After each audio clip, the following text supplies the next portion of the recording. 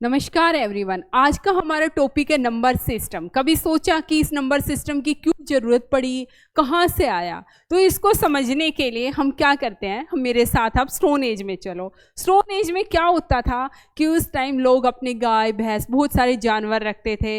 वो क्या करते थे, सुबह अपनी गाय भैंसों को चराने के लिए जंगल में निकल जाते थे और शाम को वापस उनको लेकर अपने घर आ जाते थे। लेकिन कहीं ना कहीं उनको ऐसा फील होने लगा कि कुछ गाय कम है उनकी, कुछ तो मिस है। तो इस वजह से अब क्या करने लगे, उनके माइंड में एक आइडिया आया कि क्यों ना हम कुछ स्टोन अपने साथ लेके चलते हैं। वो सिंबॉलिकली जितनी नंबर ऑफ भैंसें या गायें होती थी उतने ही स्टोन अपने साथ रख के ले जाते थे और उन्हीं की सहायता से उनको वापस ले आते थे। लेकिन क्या होता, उन जो स्टोन लेके जाते उनकी भी काफ़ी केयर करनी पड़ती थी और कहीं ना कहीं ये उनके मन में ये भय भी रहता था कि कहीं कोई स्टोन गिर ना गया हो।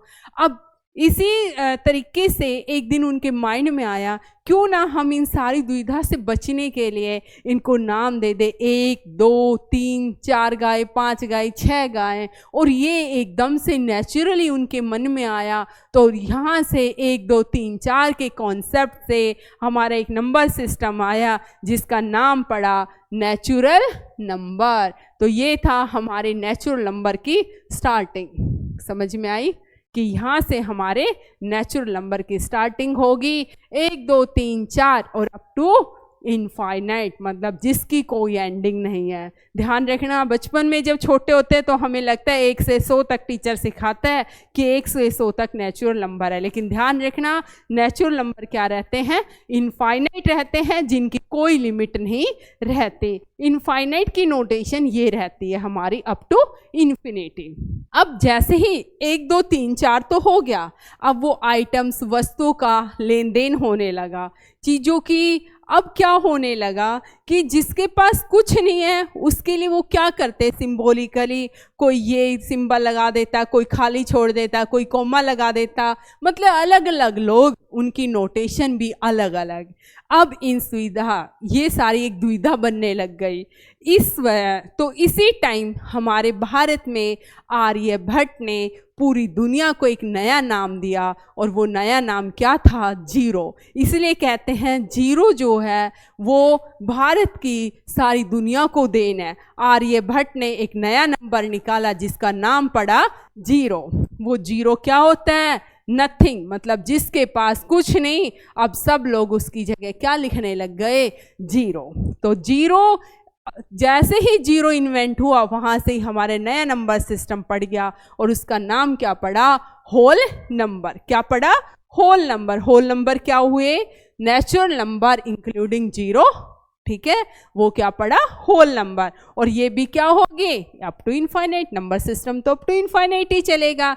जैसे ही अब होल नंबर आ गए, अब मैंने पहले भी बताया लेन देन शुरू से ही हो रहा है। अब किसी को कुछ दिया, उसके पास कितना बचा, ये मेरे पास कितना बचा, मैंने किसी को कितना दिया, इसका हिसाब किताब लगाने के लिए अब उनके माइंड में आया क्यों ना हम नंबरों को नेगेटिव से रिप्रेजेंट करें। और जैसे ही नंबरों के नेगेटिव आया, वहाँ से एक सेट ऑफ नया नंबर डिस्कवर हुआ जिसका नाम पड़ा इंटीजर्स। जिसका नाम पड़ा इंटीजर्स। इंटीजर्स को हिंदी में पूर्णांक संख्याएं भी बोलते हैं। ये वो नंबर सिस्टम होता है जिसमें 0 +- 1 +- 2 +- 3 and so on up to infinity. मतलब 0 के साथ प्लस और माइनस दोनों टर्म इंक्लूड होती है। नंबर लाइन पर हम कैसे रिप्रेजेंट करते हैं? ये एक लाइन है, ये मिड में 0 होता है, इसके राइट साइड में पॉजिटिव नंबर ऑफ टर्म होती है और लेफ्ट साइड में -1 -2 and so on number of negative terms भी होती हैं। तो ये हमारा क्या बना यहाँ से? इंटीजर्स। यहाँ से क्या आ गया कंसेप्ट? इंटीजर्स का, एंड इनफाइनाइट तक चलता रहेगा। समझ में आया? तो इंटीजर्स क्या रहती है? पूर्णांक संख्याएं जिसमें प्लस और माइनस दोनों टर्म्स इंक्लूड रहती है। अब जैसे इंटीजर्स है, यहाँ पर पढ़ लिया हमने इंटीजर्स, लेकिन एक जहाँ पे हमेशा मोस्टली सबको कन्फ्यूजन रहता है, कोई आपसे पूछ ले कि नॉन नेगेटिव इंटीजर क्या होते हैं। क्या क्वेश्चन आपसे रेज कर लिया? नॉन नेगेटिव इंटीजर क्या होते हैं? आपका आंसर रहेगा 0 1 2 3 4 5 एंड सो ऑन। और कोई आपसे पूछ ले पॉजिटिव इंटीजर क्या है, तो आपका आंसर रहेगा 1 2, 3, 4। दोनों में डिफरेंस क्या है? आप सोचेंगे नॉन नेगेटिव का मतलब भी तो पॉजिटिव होता है, लेकिन यहाँ पे ध्यान देने योग्य बात क्या है कि नॉन नेगेटिव इंटीजर में एक नंबर एक्स्ट्रा आ रहा है 0। 0 को भी क्या कर रहे हैं, वो इंक्लूड कर रहे हैं, 0, 1, 2, 3, 4, 5। लेकिन जब पॉजिटिव इंटीजर की बात करेंगे तो वो 1 से शुरू करेंगे, क्योंकि 0 है, ना तो उसे पॉजिटिव इंटीजर में इंक्लूड करते और ना ही उसे नेगेटिव इंटीजर में इंक्लूड करते। तो यहाँ पर हमारे सबसे जो डिफरेंस है इन दोनों में वो क्या है, 0। मोस्टली सब क्या सेम समझ लेते हैं कि दोनों सेम हैं, लेकिन दोनों सेम नहीं है। उसी तरीके से नॉन पॉजिटिव इंटीजर की बात करेगा तो -1, -2 इसमें भी 0 इंक्लूड रहेगा, लेकिन खाली नेगेटिव इंटीजर की बात करेंगे तो इसमें -1, -2, -3, -4 और सो ऑन, उसमें क्या रहेगा, 0 इंक्लूड नहीं रहेगा। अब उसके बाद नेक्स्ट हमारा चलता है, जब हम ये नंबर सिस्टम पढ़ लेते हैं तो उसके बाद अब हमारी जो नेक्स्ट आती है वो आता है रैशनल। क्या आता है, रैशनल नंबर। हम कह देते हैं मैथ्स में क्या लिखा रहता है, rational number are those number which can be written in the form of p/q। मतलब जिसको हम p/q की फॉर्म में लिख देते हैं, जिसको हम p/q की फॉर्म में लिख देते हैं, q नॉट इक्वल टू 0। सबसे पहले मैं इस डेफिनेशन को बताती हूँ कि q नॉट इक्वल टू 0 क्यों आता है। जैसे 2/3 है, इसको p/q की फॉर्म में लिख दिया, ये एक रैशनल नंबर है। लेकिन अगर मैं 3/0 लिखूंगी तो ये क्या होता है, इनफाइनाइट, मतलब इन्फिनिटी, मतलब नॉट डिफाइन। इसीलिए अगर Q 0 हो गया तो ये नंबर क्या बन जाएगा, नॉट डिफाइन, जिसको हम डिफाइन नहीं कर सकते। इसीलिए प्रॉपरली मेन कंडीशन लिखी रहती है Q नॉट इक्वल टू 0। ये तो मैथमेटिकल डेफिनेशन है, लेकिन तुम्हें कैसे समझना है, रैशनल नंबर वो नंबर होते हैं जिनकी वैल्यू फिक्स होती है। जो फिक्स है रैशनल नंबर, जो फिक्स नहीं है वो इरैशनल नंबर। समझ में आया? अब आपको कैसे रैशनल नंबर में इंक्लूड कौन कौन होता है, जैसे मैंने नेचुरल नंबर बता दिया, होल नंबर बता दिया, इंटीजर बता दिया। अब आपके रैशनल नंबर में कौन कौन इंक्लूड होते हैं, तो हम रैशनल नंबर के चार्ट को एक बार देखते हैं क्या क्या इंक्लूड होते हैं। इसको ध्यान से समझना, काफ़ी अच्छा टॉपिक है, माइंड के अंदर सेट करना। सबसे पहले आपके पास ये रैशनल नंबर है। क्या है, रैशनल। देखो रैशनल नंबर में आपके इधर देखो सबसे पहले इंटीजर्स होंगे और इधर डेसिमल होंगे, क्योंकि इंटीजर में आपको पता है आपके नेचुरल नंबर भी इंक्लूड हो गए, आपके होल नंबर भी इंक्लूड हो गए, आपके नेगेटिव वाले नंबर भी इंक्लूड हो गए, सारे हो गए। अब बच गया हमारा डेसिमल। अब देखो डेसिमल दो टाइप से होता है। एक होता है टर्मिनेट, मतलब खत्म हो जाता है, रुक जाता है, वो कहता है नहीं भाई अब थक गया मैं। एक होता है नॉन टर्मिनेट। नॉन टर्मिनेट का मतलब जो रुकने का नाम ही नहीं लेते, जो चलते हुए चलते हैं, वो क्या होते हैं, नॉन टर्मिनेटिंग। समझ में आया? एक होते हैं टर्मिनेटिंग, एक होते हैं नॉन टर्मिनेटिंग। टर्मिनेटिंग मतलब 0.3, 0.85, 0.714, 0.864, ये सारे क्या हो गए हमारे टर्मिनेटिंग। ये सारे क्या हो गए हमारे टर्मिनेटिंग। लेकिन जो नहीं रुकते, नहीं रुकने वाले, जैसे 0.3333 so on, 0.7676 so on, 0.854319 so on, चलते हुए जा रहे हैं। समझ में आया? ये क्या हो गए, नॉन टर्मिनेटिंग। अब देखना नॉन टर्मिनेटिंग को भी थोड़ा सा ध्यान से पढ़ना। मैंने कहा नॉन टर्मिनेटिंग, टर्मिनेट का मतलब तो आपने समझ लिया कि जो कहते हैं कि बस अब रुक जाओ, आगे और नहीं चलना।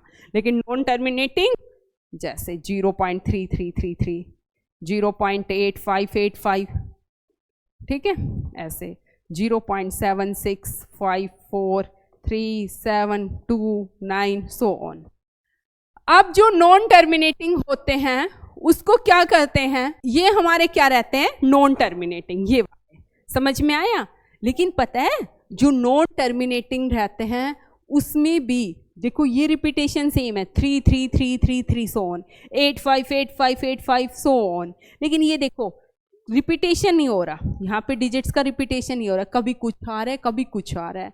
तो ध्यान रखना नॉन टर्मिनेटिंग में भी जो रिपीट हो रहे हैं, मतलब एक पैटर्न को फॉलो कर रहे हैं, वो इधर उधर नहीं भाग रहे, वो तो क्या होंगे, रैशनल। वो क्या होंगे, और जो नॉन रिपीटिंग है, जो कभी कुछ आ रहे हैं कभी कुछ आ रहे हैं, वो क्या होंगे, इरेशनल। ऐसा क्यों होता है वो मैं आपको अभी बताती हूँ कि ऐसा क्यों होता है। ये हमारे नॉन टर्मिनेटिंग की टाइप पढ़ रहे हैं, ठीक है। मैंने इसमें लिया आपका 0.3333 सो ऑन। मैंने थोड़ी देर के लिए इसको एक्स्ट्रा जूम कर दिया, 10 से मल्टीप्लाई कर लिया बोथ साइड, 3.3333 सो ऑन। इसको मैंने लिख दिया 3 प्लस, देखो एक नंबर है ये अप टू इनफाइनाइट चलता आ रहा है, अगर मैं कोई इनफाइनाइट नंबर में कितने ही टर्म जोड़ दूं, कितने ही घटा दूं, कोई फर्क नहीं पड़ता, आंसर इनफाइनाइट ही रहता है। तो इसका मतलब ये 3 प्लस 0.3333 है, इसको भी मैं क्या लिखूंगी, x ही लिखूंगी, आंसर तो मेरा x ही रहेगा। इधर मेरा था 10x, इधर है मेरा 3 प्लस x, यहाँ से 9x इक्वल टू 3 आ गया, x इक्वल टू 3/9, मतलब कि 1/3 आ गया, और आंसर मेरा फिक्स आ गया। इसका मतलब ये एक रैशनल नंबर है। तो आपको ध्यान रखना है, सिर्फ इरेशनल नंबर कौन से होंगे, जो नॉन टर्मिनेटिंग होंगे और नॉन रिपीटिंग होंगे। कई बार एग्जाम में क्वेश्चन आ जाता है और सारे रैशनल नंबर है, इरेशनल कौन से हैं, जो नॉन टर्मिनेटिंग है और नॉन रिपीटिंग है। अपने नोट डाल के लिख लेना कि जो नॉन टर्मिनेटिंग है, नॉन रिपीटिंग है, वो इरेशनल है, और बाकी सारे क्या है, रैशनल है। रैशनल में कौन कौन इंक्लूड हुआ, इंटीजर हुए और डेसिमल हुए। डेसिमल में सारे टर्मिनेट हो रहे हैं, वो रैशनल है। नॉन टर्मिनेट में भी जो रिपीट हो रहे हैं वो रैशनल है, जो नॉन रिपीट हो रहे हैं वो इरेशनल है। नेक्स्ट अब हम आगे चलते हैं। इसके बाद हमारे आते हैं प्राइम नंबर। प्राइम नंबर कौन से नंबर होते हैं, जिसके सिर्फ 2 ही फैक्टर होते हैं, या तो वो खुद होता है या 1 होता है, वो नंबर क्या कहलाते हैं, हमारे प्राइम नंबर। जैसे कि 2 आता है। अब आप कहोगे कि आपने डायरेक्ट 2 क्यों लिया, 1 क्यों नहीं लिया, अभी मैं बताती हूँ। अगर मैं 1 को लेती तो 1 के कितने फैक्टर होते हैं, सिर्फ एक फैक्टर होता है 1 ही, और प्राइम नंबर की डेफिनेशन है कम से कम उसके कितने फैक्टर होने चाहिए, 2। तो इसका मतलब 1 एक प्राइम नंबर नहीं है। 2 क्या है, 1 है 2, 2 फैक्टर आगे, 3 है, 1 है 3 है। इसलिए कई बार आता है कि स्मॉलेस्ट प्राइम नंबर भी 2 है और स्मॉलेस्ट इवन प्राइम नंबर 2 है, और एक ऐसा ही इवन नंबर है जो प्राइम नंबर है वो भी 2 ही है। उसके बाद स्मॉलेस्ट कंपोजिट नंबर 4 आएगा। देखो 4 के 1, 2 और 4 फैक्टर है, इसलिए ये स्मॉलेस्ट कंपोजिट नंबर है। समझ में आ गया। उसके बाद आता है प्राइम नंबर बिटवीन 1 to 50। क्या आता है, प्राइम नंबर बिटवीन 1 to 50। ये रिजल्ट थोड़ा सा आप याद कर लेना कि 1 से 50 के बीच में हमारे कितने प्राइम नंबर आएंगे, ठीक है। इसकी थोड़ी सी ये इधर नहीं हो रही, कोई बात नहीं। अब ध्यान रखना कुछ रिजल्ट, क्योंकि अगर हम काउंट करने लगेंगे तो बहुत ज़्यादा टाइम की वेस्टेज होगी, तो कुछ चीज़ें ऐसी होती है जिसे हमें याद करना ही फायदा रहता है। तो प्राइम नंबर बिटवीन 1 to 50 15 होंगे, प्राइम नंबर बिटवीन 1 to 100 25 होंगे, 1 to 500 95 होंगे। मोस्टली इन्हीं रिजल्ट की यूज होता है, ठीक है, एग्जाम में। अब इसके बाद जैसे ही प्राइम नंबर को हिंदी में बोलते हैं भाज्य संख्या, अब आते हैं कंपोजिट नंबर, जिनको हम क्या बोलते हैं, भाज्य संख्याएं। तो कंपोजिट नंबर क्या होते हैं, जिसके 2 से ज़्यादा फैक्टर होते हैं। जैसे मैंने आपको बताया था, जैसे 4 हो गया, उसके बाद और कौन सा होगा, 4 हो गया, 6 हो गया, 8 हो गया, ऐसे सोन चलते रहेंगे। ये सारे हमारे क्या हैं, कंपोजिट नंबर है। अब जैसे ही प्राइम नंबर का आ गया, अब उसके बाद आते हैं हम नेक्स्ट हमारे टाइप पे, को प्राइम नंबर। को प्राइम क्या होते हैं, the ordered pair of 2 number which have their GCD 1। 2 नंबरों का ऑर्डर्ड पेयर जिनका हाईएस्ट कॉमन फैक्टर 1 होता है, उन नंबरों को को प्राइम बोलते हैं। सबसे पहले ऑर्डर्ड पेयर का मतलब देखो। ऑर्डर्ड पेयर का मतलब क्या रहता है, जैसे 2 नंबर ले लिया मैंने, ए और बी, देखो ये ऑर्डर्ड पेयर के ऐसी ब्रैकेट लिखी रहेगी, और इनके बीच में जो इनका जीसीडी होगा वो क्या होगा, 1 होगा। जैसे 4 और 9 है, इनका जीसीडी कितना है 1। 8 और 15 इनका जीसीडी क्या है 1। 2 और 3 इनका जीसीडी कितना है 1। ये सारे मैंने अलग अलग इसलिए लिखे, मोस्टली क्या समझते हैं कि को प्राइम है तो दोनों नंबर प्राइम होने चाहिए, लेकिन ऐसा नहीं है। को प्राइम है तो ये कंडीशन कहीं नहीं है कि वो दोनों नंबर प्राइम हो, वो नंबर कंपोजिट भी हो सकता है। सिर्फ मेन कंडीशन यही है कि उन दोनों नंबरों का जीसीडी 1 होना चाहिए। समझ में आया? नेक्स्ट हमारा रहेगा परफेक्ट नंबर। परफेक्ट नंबर का मतलब क्या रहेगा?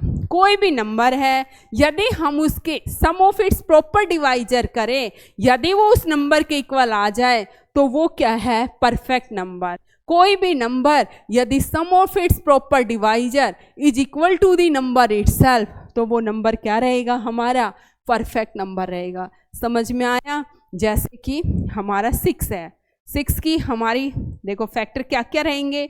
6 के यदि मैं फैक्टर निकालूं 1 2 3 6 रहेंगे, लेकिन जब इसकी प्रॉपर डिवाइजर की बात करेंगे तो 1 2 3 रहेगा, वो नंबर इंक्लूड नहीं रहेगा। ध्यान रखना ये चीज। समझ में आया?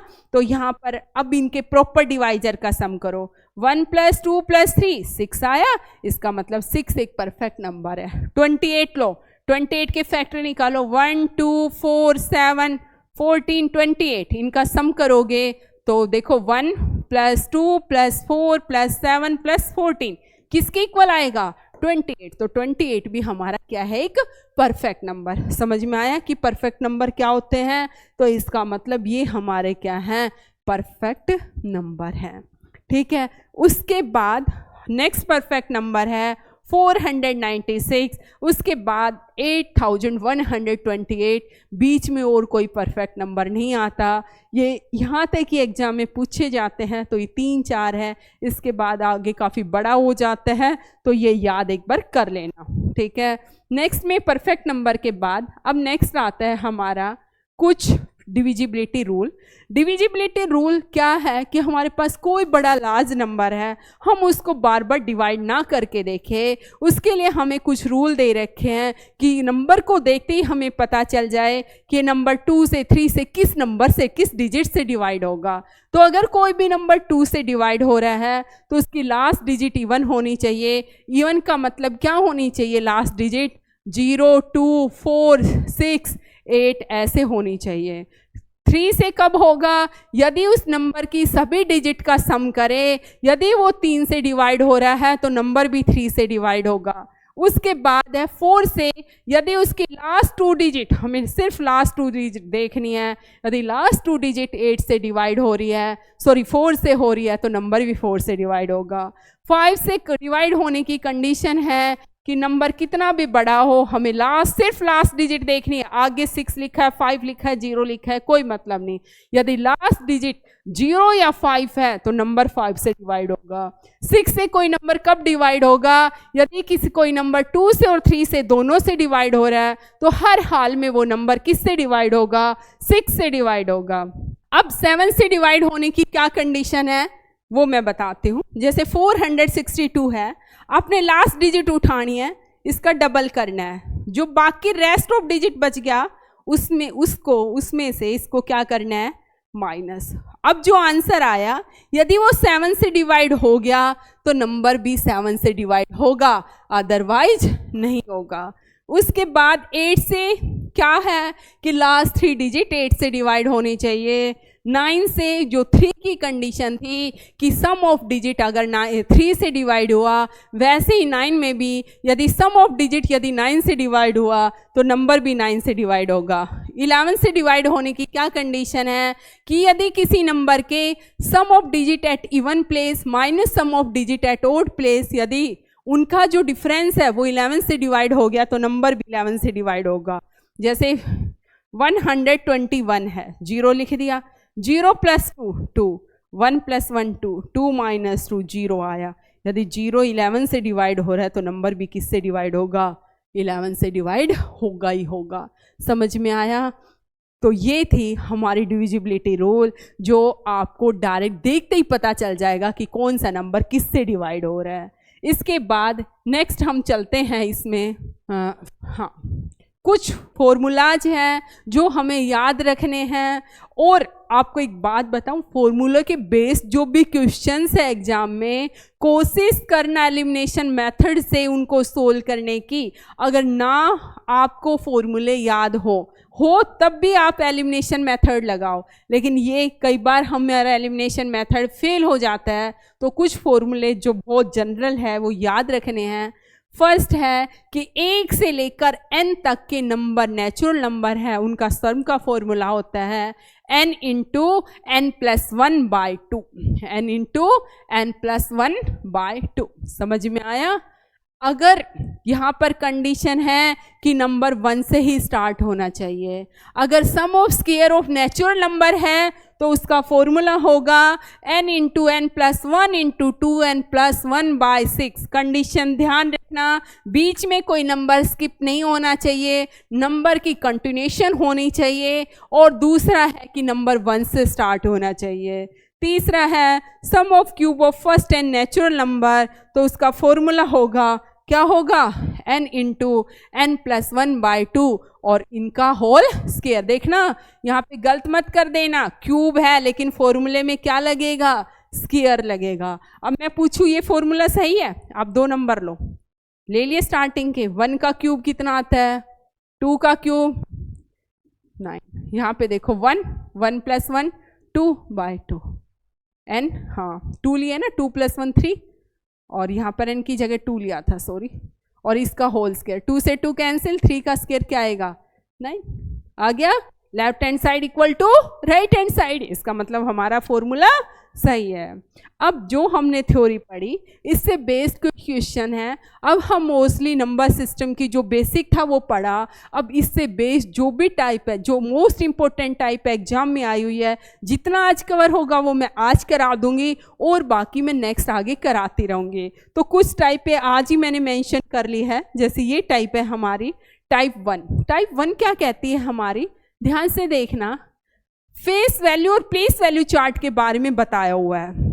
एक बात बताती हूँ, किसी भी जगह पर आप चले जाओ आपकी फेस की वैल्यू वही रहती है जो आपका फेस कह रहा है। आपका फेस कभी भी ये नहीं है आज यहाँ पे हो, फॉरेन कंट्री में गए तो कुछ और हो जाएगी। फेस की वैल्यू कभी चेंज नहीं होती। इसी तरीके से किसी भी नंबर में डिजिट की फेस की वैल्यू कभी भी चेंज नहीं होगी, जो दे रखी है वही रहेगी। तो यहाँ पर हमारे पास नंबर है 329401, तो 401, तो 9 की फेस वैल्यू क्या रहेगी, 9 रहेगी। लेकिन प्लेस वैल्यू जगह, जैसे ही जगह चेंज करोगे प्लेस की वैल्यू क्या हो जाएगी, बदल जाएगी। ऐसे ही डिजिट के केस में है, 1s पे रहेगा तो 1 के अकॉर्डिंग रहेगी, 10th पे बैठा है तो 10th के अकॉर्डिंग, 100 पे बैठा है तो 100 के अकॉर्डिंग। तो यहाँ पर 9 की अगर मैं प्लेस वैल्यू की, ये क्या थी हमारी फेस वैल्यू, अगर मैं प्लेस वैल्यू की बात करती हूँ तो 9 की कितनी होती है, 900। दोनों का डिफरेंस करो, 9000 प्लेस पे बैठा हुआ है भाई। देखो ये 1s है, ये 10s है, 100s है, 1000 है। 9 किस पे बैठा हुआ है, 1000 प्लेस पे। तो क्या वैल्यू हुई, 9000। 9000 में से 9 को माइनस करोगे आपका आंसर आएगा 8991। समझ में आया। नेक्स्ट हमारा है क्वेश्चन है, ये मैंने इसलिए मेंशन किया है कि आप डेसिमल वालों पर पजल ना हो। डेसिमल को ध्यान से देखना, आगे की आप निकाल दोगे, डेसिमल के बाद आपको डाउट आएगा, तो वो ध्यान से देखना। कैसे, जैसे वो पूछ रहा है what will be the difference between the place value of 3 and 7 इन। सबसे पहले क्वेश्चन को ध्यान से पढ़ना, कहीं कहीं पर फेस वैल्यू और प्लेस वैल्यू का डिफरेंस है या दोनों प्लेस वैल्यू का डिफरेंस है। देखो यहाँ पे प्लेस वैल्यू का डिफरेंस है, एक 3 के बारे में बात कर रहा है और एक किसके बारे में बात कर रहा है, वो 7 के बारे में। 3 और 7 के बारे में बात कर रहा है, यही कर रहा है, 3 और 7 के बारे में। देखो 3 कहाँ पे बैठा है, ये 1s 10s 100, 300 पे बैठा हुआ है। Very good. अब हम पॉइंटों के बाद की बात करते हैं। देखो जब पॉइंटों से पहले चलते हैं तो क्या करते हैं, राइट टू लेफ्ट ऐसे चलते हैं। ये 1s टेंस, हंड्रेड्स, थाउजेंड। लेकिन जब पॉइंटों के बाद चलते हैं, टेंथ, TENTH, टेंस, हंड्रेड्स, पता है ना ये बात तो आपको, हंड्रेड्स, ऐसे TH लगता चलता है। ये इसका मतलब है पॉइंट 1 का 1/10, पॉइंट 7/100, ये इसकी प्लेस वैल्यू होगी। 1 की होगी 1/10, 7 की होगी 7/100।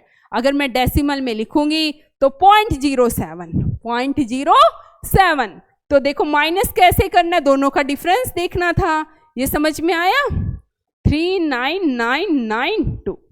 तो ये हमारा दोनों का डिफरेंस हुआ। पॉइंटों के बाद पहले से चलना है, आगे से चलना है। समझ में आ गया? नेक्स्ट हम टाइप करते हैं। नेक्स्ट में हम क्या करते हैं, टाइप 2 जो हमारी रहती है,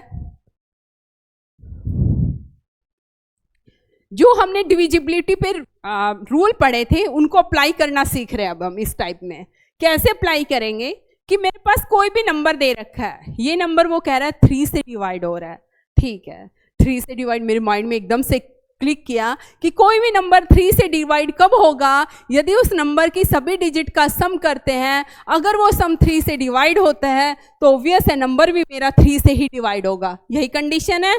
तो यहाँ पर आगे बाद में हम देखेंगे कि क्या पूछना चाह रहा है वो। हमारे 758P095Q, सबका सम करिए, 12, 8, 29, 34 प्लस P प्लस Q आ गया, ठीक है। अब मेरे पास P plus Q problem create कर रहा है, तो मैं क्या करती हूँ, वो पूछ रहा आगे लिस्ट वैल्यू, मतलब लिस्ट का मतलब कम से कम वैल्यू P प्लस Q की क्या रखूं कि वो 3 से डिवाइड हो जाए। अगर मैं 0 रखती हूँ तो नहीं होगा, 1 रखती हूँ तो नहीं हो रहा, 2 रखती हूँ, 34 प्लस 2 36, और ऑब्वियस है 36 किससे डिवाइड हो रहा है, 3 से डिवाइड हो रहा है, 12 आ रहा है। तो इसका मतलब कम से कम वैल्यू 2 है। अगर वो लिस्ट मेंशन ना करता क्वेश्चन की स्टेटमेंट में तो हो सकता था 2 या 3 ऑप्शन भी सही हो जाते, क्योंकि 2 भी रखने पे 5 रखने पर भी देखो 34 प्लस 5 9। तो ये आपको स्टेटमेंट में पढ़ना है, लिस्ट पूछ रहा है या वो क्या वैल्यू कह रहा है, क्या वैल्यू में तो पता नहीं कितनी सारी वैल्यू ही, इनफाइनाइट वैल्यू इस इक्वेशन को क्या कर जाती, सेटिस्फाई। एटलीस्ट और एटमोस्ट के केस को बड़े ध्यान से पढ़ना है। नेक्स्ट में वो कह रहा है कि कोई भी नंबर है वो मेरा 6 और 21 दोनों से डिवाइड हो रहा है, तो 5 किस से डिवाइड होगा। एक हमने पढ़ा HCF, एक होता है LCM। जो HCF होता है वो उन नंबरों को डिवाइड करता है, और जो LCM होता है ना वो उन नंबरों से डिवाइड होता है। तो वो कह रहा है 6 और 21 से डिवाइड हो रहा है, इसका मतलब A कोई नंबर है जो 6 से भी डिवाइड हो रहा है और 21 से भी डिवाइड हो रहा है। इसका मतलब कहीं ना कहीं तो A हर हाल में उनका क्या है, एलसीएम है। इसका मतलब 6 और 21 का A क्या है, एलसीएम है। अब फैक्टर मेथड से तो एलसीएम निकालना भी आपको आएगा नहीं, मैं आगे बताऊंगी। मैं दूसरे तरीके से बता रही हूँ। जितने भी नंबर है उनकी टेबल लिखना स्टार्ट करो। 20, 24, 30, 36, 42 सो ऑन चलता जाएगा। 21 की लिखो, 21, 42 ऐसे ही चलती जाएगी। आपको कॉमन वैल्यू मिलेगी 42, जो दोनों की टेबल में सबसे पहले कॉमन आ रही है। कॉमन तो आगे और भी आ सकती है, लेकिन सबसे पहले 42। इसका मतलब हर हाल में 42 इनका एलसीएम है। इसका मतलब जिस ए की वो बात कर रहा था वो क्या था, मेरा 42, और वो उसे क्या चाहिए था, 5A। इसका मतलब 5A क्या आएगा, 5 × 42 210। समझ में आया? वो जिस चीज पे बात कर रहा था हमने उस पे फोकस किया। ठीक है, ये क्वेश्चन कंप्लीट हो गए। नेक्स्ट अब हमारा आता है इसके बाद यूनिट डिजिट। यूनिट डिजिट का मतलब होता है लास्ट डिजिट, उस नंबर की लास्ट डिजिट क्या आएगी। ठीक है, तो यहाँ पर है जब भी लास्ट डिजिट की बात कर रहा है वो, देखो एग्जाम में कभी पजल मत होना, जिस चीज की बात कर रहा है उसी के ऊपर फोकस करो, किसी और चीज के ऊपर आप मत जाओ। जब वो लास्ट बात कर रहा है आप लास्ट उठाइए। अरे क्या हो गया, ये 1 जो साइन है, जो उनके बीच का रिलेशन है उसे डिस्ट्रॉय मत करो। लिख लिया, 3 6 18 1 मतलब 8, हमें पूरे नंबर से भी मतलब नहीं है। 6 3 जार 18, 8 उठा लिया, 1 को छोड़ दिया, 8 1 जार, समझ में आ गया। अब वो कह रहा है what is the unit digit of product of 2 की पावर 5 क्रॉस 25 का स्क्वायर क्रॉस 3 की पावर 7। वो यहाँ पे पूछना चाह रहा है कि इनकी यूनिट डिजिट क्या होगी, इनकी यूनिट डिजिट क्या होगी। जब आपके पास पावर का क्वेश्चन है और हमें यूनिट डिजिट निकालनी है तो कैसे करेंगे। जब आपके पास पावर का क्वेश्चन है और यूनिट डिजिट निकालनी है तो क्या करेंगे। सबसे पहले 2 की पावर 5 है, ब्रैकेट के अंदर देखो आपको यूनिट ही उठानी है, यूनिट के बाद कुछ मत उठाओ। 3 की पावर 7 है, फिर क्या करना है, जो पावर है उसको 4 से डिवाइड करो, 2 की पावर 1 आएगा, रिमाइंडर बचेगा। देखो 5 को 4 से डिवाइड करेंगे, 1 रिमाइंडर बचेगा। 5 की पावर 2, 3 को जब 7 को 3 से 4 से डिवाइड करेंगे, देखो 4 1 4, 3 रिमाइंडर बचेगा। 2 की पावर 1 2, 5 की पावर 2 5 7, 27 का 7 उठाया 0, यूनिट डिजिट क्या आई मेरी 0। समझ में आया। नेक्स्ट हमारी टाइप आती है, हाँ यहाँ पर इसमें थोड़ा सा एक बार ध्यान रखना, एक वर्ड होता है फैक्टोरियल। इस फैक्टोरियल का मतलब क्या रहता है मैं पहले आपको बता देती हूँ कि मतलब क्या रहता है। 1 फैक्टोरियल का मतलब होता है 1, 2 फैक्टोरियल का मतलब होता है 2 into 1 मीन्स 2, 3 फैक्टोरियल का मतलब होता है 3 to 1। अब आपको एक पैटर्न तो समझ में ही आ रहा होगा। 4 फैक्टोरियल का मतलब होता है 4 3 to 1, मतलब 4 3 जार 12 2 जार 24। 5 फैक्टोरियल का मतलब होता है 5 4 3 2 1, मतलब 120 एंड सो ऑन। इसका मतलब n फैक्टोरियल का मतलब होगा n n minus 1 n minus 2 and so on. समझ में आया। और लास्ट 1 होगा, लास्ट 0 नहीं होगा, क्योंकि 0 into समथिंग सब कुछ 0 हो जाएगा। समझ में आया। तो लास्ट क्या होगा 1 होगा, कभी 0 पे मत खत्म कर देना। समझ में आया। तो यहाँ पर वो कह रहा है कि इनकी यूनिट डिजिट निकालनी है। अब पता है आपको, जब यूनिट डिजिट निकालते हैं तो पावर का क्वेश्चन हो, फैक्टोरियल का हो, सबको 4 से डिवाइड करते हैं। जब इसको डिवाइड करेंगे 1 बचेगा, इसको करेंगे 2 बचेगा, इसको डिवाइड करेंगे इसको 6 ही रहेगा, अभी 4 से करेंगे तो अभी जब इन सबको 4 से करेंगे तो ये सारे क्या हो जाएंगे, हमारे 0 हो जाएंगे, हमारे क्या हो जाएंगे 0 हो जाएंगे। समझ में आया।